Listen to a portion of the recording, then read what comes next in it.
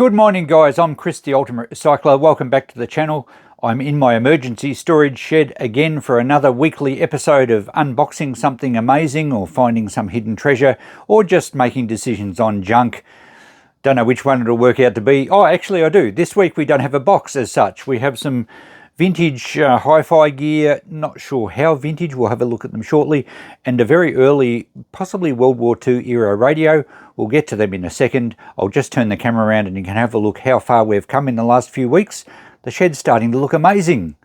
From the other end, we have a huge expanse of empty shelf, and we also have an extra piece of concrete. From last week's episode, we moved that trolley. I've swept up. We have a lot more space here. This is the biggest expanse of concrete in my entire shed complex, shall we say, because this isn't my main workshop. This was built in emergency situations to move all this junk from my old shop when we had to get out in a hurry. So there's over 2 decades of stashing stuff aside from cleaning out deceased estates, all sorts of stuff. I have a bit of a soft spot for electronics, vintage particularly. There's a very early, probably 1920s radio that, I'm not sure what that is, but there's also a range of crockery and glassware. There's historical stuff, there's old tools. I always say with my shop that we specialise in not specialising, because when we do a cleanup, we take everything. So I know there's boxes of books in there as well, and there's a really nice old cast iron, they call them a water fountain. So we'll get to that in future episodes. Once we finish this week's, we will start on the top of that shelf there with some boxes. Bit of newspaper sticking out, so it might be breakables. Don't know, could be old oil lamps. We'll work our way down there from next week. This week, we've got to deal with these 3 items here. We're looking at the back of the top 2. I think one's a CD player, not sure on the other. And then we have this early military radio of some sort. It looks pretty well incomplete and rough, so it'll probably be just a decorator item. But we'll get them through to the bench now and have a look at them, do some testing, work out what we're going to do, make some decisions. Okay, I think these both might be CD players, or both Pioneer too. So they're possibly year 2000, maybe 1990s. We'll check that out. I'll check the model numbers out, and I'm sure we can Google exactly when they're from. We'll give them a test. This sort of stuff, the vintage CD players, can sell quite well, particularly when people are making up component systems with separate amplifier, separate tape deck maybe, turntable, CD player. Pioneer was a good brand, so we might have some dollars here. Hopefully they work. If they don't, I will probably put them aside as a project later on, but we'll deal with these first before we get that other radio in. They're quite dusty. I'm not sure where they would have come from. So this is a Pioneer model PDS503 compact disc stable platter mechanism. I don't know if it's a multi-disc or just single. Looks like a pretty nice unit. Very dusty, as I said. It looks to be undamaged. There's the details there. I'm guessing it's probably 1990s sometime. I'll run that serial number through Google and see, or the model number. It's just got a single line out. There's no HDMI or anything like that, so hopefully that goes. The old CD lasers back in this era, I think, were much better quality than you get now. Right, this one's also a Pioneer. It's a PD103, and it'll be just a single disc. It looks like it has a red LED type display. Much the same era, I would suggest. There's the details of this one. And again, it's just got line out and some sort of CD deck synchro control. I'm not sure what that's all about. I don't think these had remotes. So I'll dust them off. I'll come back to you with a little bit of information and we'll hook them up to an amplifier, see if we can get some noise out of them. Okay, with the first unit cleaned up, it actually presents fairly well. I've got it hooked up to my amplifier. Just about to plug it in to the dim bulb tester actually. I always plug things into that first. And the plug looks really dodgy. Now, initially I thought, oh, it looks like it's been dragged along the road. Then I thought, oh, maybe mice have chewed it, but it's a little too even for that. I expect or suspect that someone has ground it down to fit through a hole in the back of a stereo cabinet or something like that. It didn't have an earth pin, so there's no real dramas that's ground away. and it will still work, but it just looks a bit dodgy. Sometimes people cut the plugs off to put them through the back of a cabinet, and then they'll hook up or rewire a aftermarket plug to it. This is the original, it's just been a little butchered. All right, let's plug it into the dim bulb and power that up. And what have we got here? Now this one, I did some checking, and this is more a budget model, the PD103. It was made in 1995, and I didn't look closely at the stickers, you might have picked it up, but it was actually made in 1995. And it was a bottom of the line, really entry level unit, not designed as a top line or high end unit at all. And consequently, it actually doesn't have a remote control. It could have been operated via the amplifier, the Pioneer amplifier, and that did have a remote, and that's what the extra plug is in the back. And it could be controlled via the amplifier, but as it stands alone, it's not a remote operated device. Let's see what happens when we power it up. Looks like the displays come to life. Let's see if the door opens or the tray. Oh, it does. Oh, it's very dirty in there. I better clean that up. But that's promising, because often the belts go on these things. Will it close okay? Yeah, that mechanism sounds good. All right, I'll get a CD and I'll give that a bit of a clean up, and we'll see if it plays some music. Let's get some of this dust out of here. There could be dust on the laser, of course, as well. It's obviously been sitting in a shed for a long time. So I'm surprised the actual tray opens, unless it's driven by gearing. Some of them have a rubber belt, some don't. All right, we have Forrest Gump soundtrack. We better get the amplifier ready. Okay, let's close it and see if it reads the tracks. I can hear something going on there. It's found 16 tracks. That's promising. Play. Excellent. Works well. Pause. Next track. Beautiful. Can't play these for too long. And there's a whole heap of other functions here, like repeat. Let's just see if that works. Oh, I'd probably get to the end of the song before it repeats. Can we go through the tracks? Track 5. Very good. And the previous track, or to go back to the start of that one, previous track.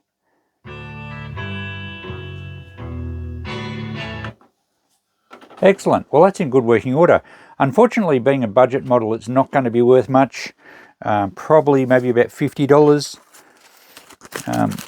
Could probably try a little bit higher. It's in good cosmetic condition. It's complete. It's undamaged. Other than the cord's a little dodgy. I mean the plug. It still works fine. It's still perfectly safe.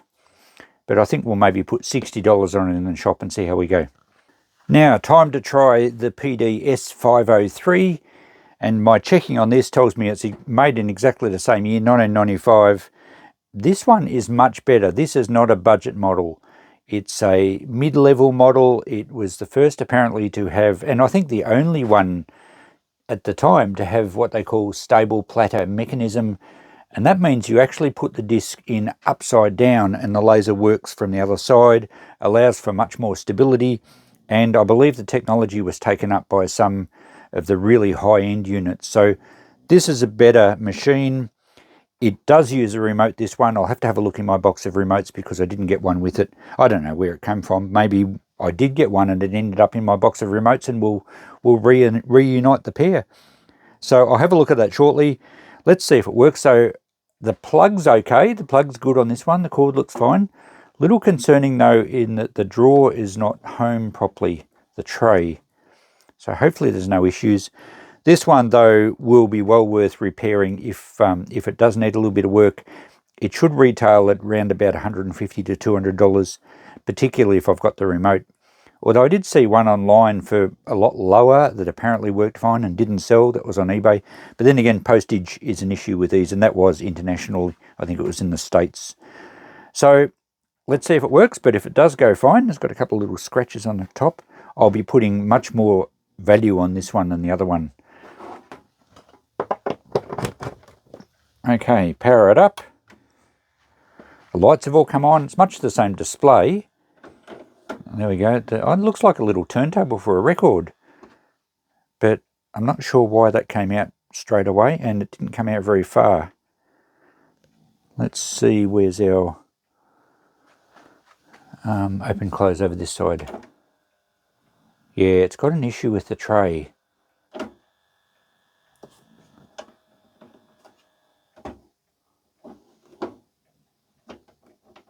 Something's wrong with it.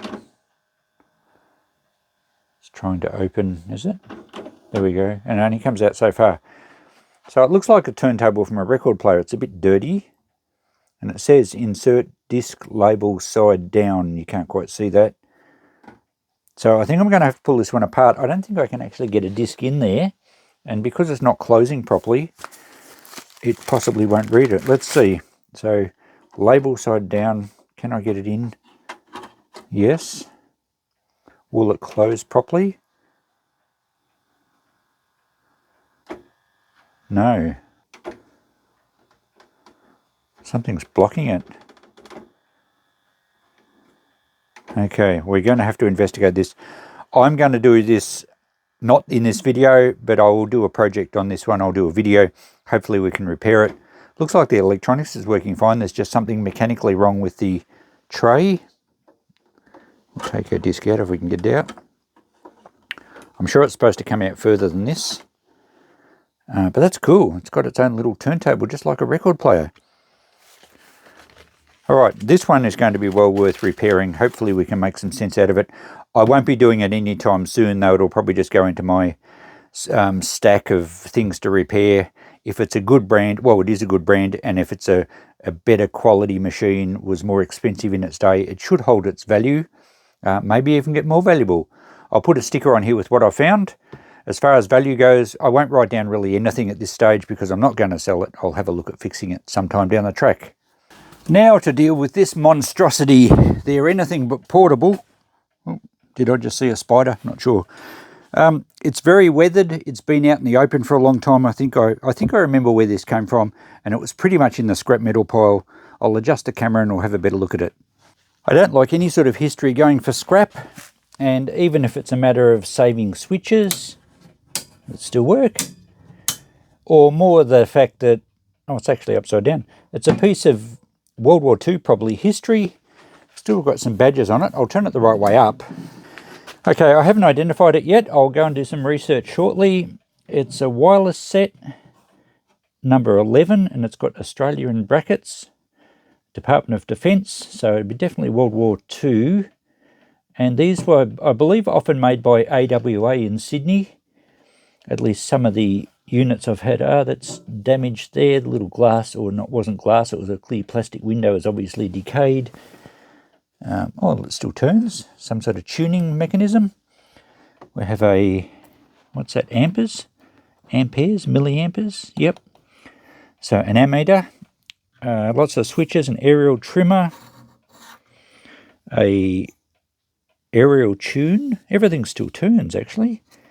What's this one? Oh, it says manufactured in Australia. And yeah, it does say AWA, so I was right. I think they were made in Sydney. That one's seized. So is that one. The big toggle switches are okay. Looks like it had valves or tubes for you Americans in the front, which is weird. Oh, they will probably just like plug in. Yeah, I think they were more to couple this to like a power supply unit, and perhaps this might have been the receiver, and it might have connected to a transmitter as well to share the power supply. Something like that. They're not valve sockets. The valves will be inside. It will certainly have valves in it. But yeah, quite a complicated unit. There's lots of extra holes in the case. I don't know what they were for. Surely it couldn't have that many different things on it. Maybe the case was used for multiple different appliances. Perhaps it was a multi-purpose case and they fitted whatever they needed in it. I'm not sure on that. Some of them look like they've been drilled out, so maybe they were rivets that held, I don't know. What does that one do? When there's no name on that one. All right, I better do some checking on wireless set number 11. I don't think they were aircraft. I think it's probably a bit heavy for aircraft, but not sure. I'll do some checking and see what we can find out. Okay, the wireless set 11, I've done a bit of checking. I've found out a little bit about it. It is actually a transceiver, so it transmits and receives. It's a combined unit, and some of the components, some of the valves are actually shared between the two functions. There has been some parts taken off this. Some of the toggle switches are missing. I found a photo of a complete one. I'll show you that now. And that also shows the auxiliary or the power supplies either side. I think you get a high voltage or a low voltage power supply. And I think there is other couplings for an antenna link or something. Some of these holes here have had parts removed. Some of them, like the ones down the bottom, actually haven't had anything removed. They're actually just input sockets or something like that. In the photo you would have seen there was a microphone and headphones and other bits to go with it. They're a fairly rare radio or transceiver. These were made in the UK. Well, no, this one was made in Australia. The original ones were made in the UK in 1938. I think they were designed and built. And then for the war effort, they actually sent the plans to Australia and Canada to make extra ones exactly to the same specs so they could be swapped and interchanged. I was going to, I thought, let's pull it apart and have a look inside, which I want to do and we're going to do. Then I looked at all the screws around the outside and thought, oh no, it's going to take forever, perhaps I won't. And then I just gave this a tug and I think the whole lot slides out. There was a lock or a latch on either side. So we can have a look together. Oh, okay, yep, some parts have been taken out and some parts have been added. Leaves. Okay, yeah, quite a lot of the valves have been removed. There's the shielding for the valves still there. There's a few still in here, but there's certainly some empty sockets where valves would have been. So it has been robbed for parts, and it's quite rusty in here. I don't think there's been any mice in here, but it's certainly been in the weather, as I expect. Well, I think it did come out of the scrap metal pile, and it's probably had, I think there was vines growing through the scrap pile, if I remember exactly where it came from, which would explain the leaves and the sticks and everything. I think it's probably beyond restoration, but you'd be amazed at what some people do. I'm just going to sell it as a curio from World War II. AI actually suggested it being quite a rare radio or transceiver. It suggested it may be worth quite a few hundred even in this condition, but AI wasn't aware of missing parts, or at least internally, and also it can't possibly judge the condition from a photo. But it did say that there has been some sales of ones that are in working condition or nearly complete for many, many hundreds of dollars, up towards $1,000. So there you go. It's nice that it's got the original badges on it. I'm just going to, look, I might just blow the air compressor around the back to get leaves and debris out of it, but I'm going to put it in the shop as it is. Perhaps I'll just brush off the front so it looks a little nicer, but it's quite faded and weathered from sun and rain and other exposure. But I'm going to put it in the shop for, I don't know, let's go $80 just to nominate a figure. It looks really cool. Sometimes people like to buy these just purely to look cool in a man cave. Others will have an interest in World War II era electronics. Someone may have one that they're doing up and need some parts for it. I mean, where do you find these knobs? And the brass backing there with the calibrations is in pretty good condition. So it could be quite valuable to someone that has one and wants to do it up. Even some of the valves that are still in here, let's wobble one out. I think they're probably reasonably common valves anyway, but you never know. These might be Army spec or something like that. So I'll slide the case back together after I give it a bit of a blowout. We'll put it in the shop for $80 and see how we go. I'm happy to maybe drop to $50 if it's there for a while, but we'll give it a chance at $80 first. If anyone's interested, it certainly won't be postage. It's too heavy to post. But if you are passing through this way at some stage down the track, I'd be happy to put it aside for you. So there we go. One early 1940s Australian-made wireless 11 transceiver, and it was used for, I think it was designed for use in tanks and armoured vehicles. Oh, I can't get that side in. But also I think it was used, I think they said it was used in the Middle East. So it was like a portable, to a degree, when they're setting up an army camp for communications.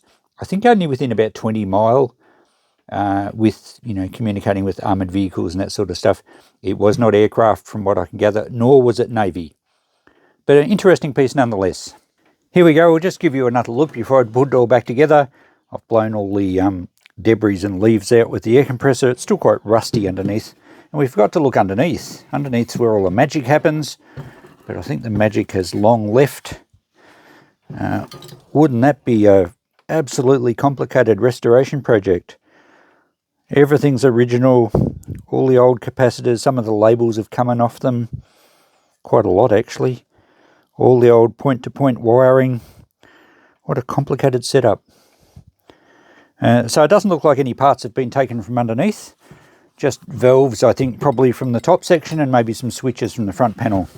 Okay, I'll put it back together now, and we'll finalise this video. So there we go, guys. We have the old and the not quite so old. 1995 makes these over 30 years old. Can you believe time's gone that fast? These seem like they were made yesterday. But look, I do like my vintage hi-fi, and this one's pushing on antique.